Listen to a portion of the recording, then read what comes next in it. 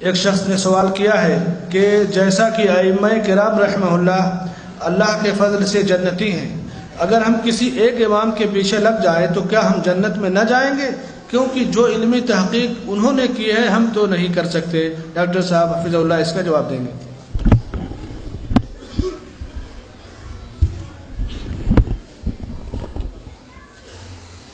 واقعی اگر آپ ایک امام کے پیچھے لگ جائیں آپ جنتی ہیں، کوئی شک نہیں۔ اگر آپ ایک امام کے پیچھے لگ جائیں آپ جنتی ہیں، کوئی شک نہیں۔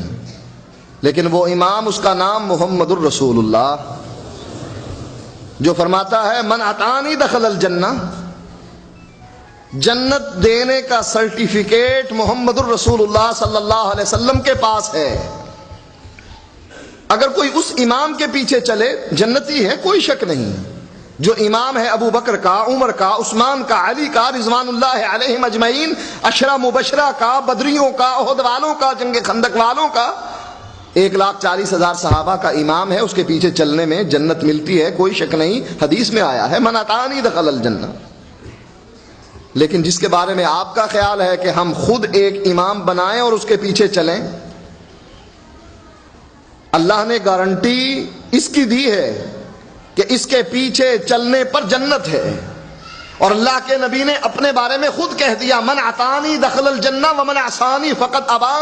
میرے پیچھے چلا بلال، صہیب اور باقی صحابہ جنت میں گئے، اور میری راہ سے اختلاف کیا میرے اپنے چچا نے، ابو طالب نے۔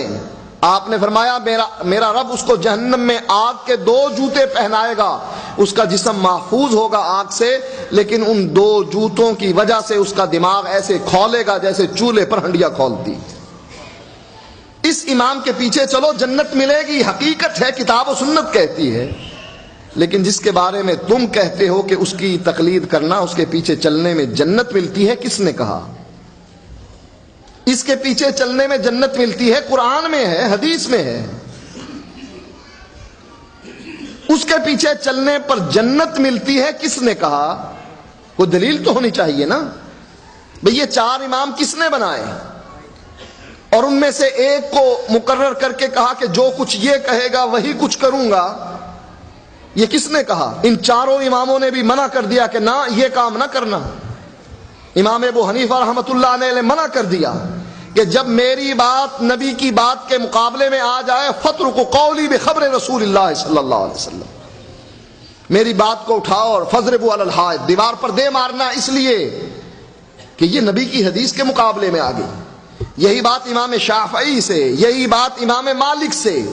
امام مالک فرماتے ہیں مسجد نبوی میں درس دیتے ہوئے ہر آدمی کی بات کو رد کیا جا سکتا ہے سوائے اس قبر والے کی بات۔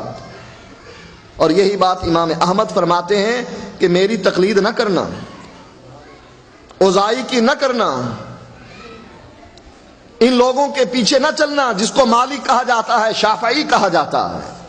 فرمایا خذوا من حیث اخذوا، دین وہاں سے لینا جہاں سے انہوں نے لیا ہے۔ دین کا سرچشمہ یا کتاب ہے یا سنت ہے۔ ان 2 چیزوں کو 4 اماموں نے کہا کہ ہماری تقلید نہ کرنا۔ اب تقلید جو قطعاً حرام ہے وہ یہ ہے، کتاب و سنت کچھ کہتی ہے اور امام کچھ کہتا ہے۔ اگر کوئی شخص کتاب و سنت کے مقابلے میں اپنے امام کی بات اور اس کی آراء کو ترجیح دیتا ہے، اللہ کی قسم ہے کہ یہ انسان کبھی جنت میں نہیں جائے گا۔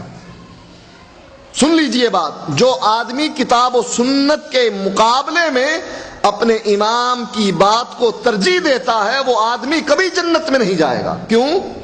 قرآن کہتا ہے من یشاقق الرسول من بعد ما تبین له الهدى ویتبع غیر سبیل المؤمنین نولہ ما تولی ونصلہ جہنم وساءت مصیرا۔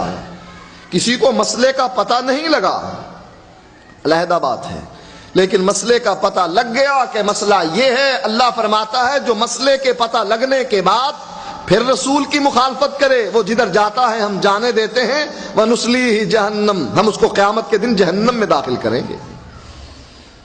تقلید جو ممنوع اور حرام ہے وہ یہ کہ کتاب و سنت کے مقابلے میں اپنے امام کی بات کو اٹھایا جائے اور کہا جائے کتاب و سنت چھوڑی جا سکتی ہے، امام کا قول نہیں چھوڑا جا سکتا۔ جیسا کہ انڈیا سے ایک رسالہ نکلتا ہے، اس میں مفتی صاحب سے سوال ہوتا ہے، تجلی اس کا نام ہے، پوچھتے ہیں مفتی صاحب سے کہ قرآن و حدیث سے اس کی روشنی میں میرے مسئلے کا جواب دیجئے، قرآن اور حدیث کی روشنی میں میرے مسئلے کا جواب دیجئے۔ تو مفتی صاحب جواب دیتے ہیں کہ سب سے پہلے تو میں یہ وضاحت کر دینا ضروری سمجھتا ہوں، جو ہر سائل اپنے سوال میں لکھ کر بھیج دیتا ہے کہ قرآن و سنت کی روشنی میں جواب دیجئے، مفتی صاحب جواب دیتے ہیں مقلد کے لیے قرآن و سنت کی روشنی نہیں، اس کے امام کا قول حجت ہوا کرتا ہے۔ یہ قرآن جو منور کرتا ہے سینوں کو، ما کنت تدری مل کتاب ولل ایمان، اے نبی تو بھی نہیں جانتا تھا کہ ایمان کس کو کہتے ہیں، قرآن کس کو کہتے ہیں، ولیکن جعلناہ نورا نہدی بہ من نشاء، ہم نے اس کو نور بنایا قرآن کو، اور اس کے ذریعے سے ہم لوگوں کے دلوں کو منور کرتے ہیں، ہدایت دیتے ہیں۔ رب کہتا ہے قرآن نور ہے، تورات نور ہے، انجیل نور ہے، اور مفتی صاحب جواب دیتے ہیں کہ مقلد کے لیے قرآن نور نہیں، اس کے لیے اس کے امام کا قول حجت ہوا کرتا ہے۔ یہ ہے تقلید حرام اور ناجائز۔ ایک یہ ہے کہ اپنے کسی عالم سے فتویٰ پوچھ لینا کہ کیا کتاب و سنت کی روشنی میں بتلائیے، کیا جواب ہے اس کا۔ مسئلہ پوچھنا تقلید نہیں۔ لوگوں کے ذہنوں میں شاید یہ بات ہے کہ مسئلہ پوچھنا بھی تقلید ہے۔ اصول فقہ کی کتابوں میں، احناف کی کتابوں میں بھی یہ بات موجود ہے، الرجوع الى الكتاب ليس من التقلید والرجوع الى الحدیث الى السنہ ليس من التقلید والاجماع ليس منه وكذا العامی الى المفتی والقاضی الى الحدود ليس منه۔ عامی کا مفتی سے مسئلہ پوچھنا تقلید ہے ہی نہیں۔ کیوں؟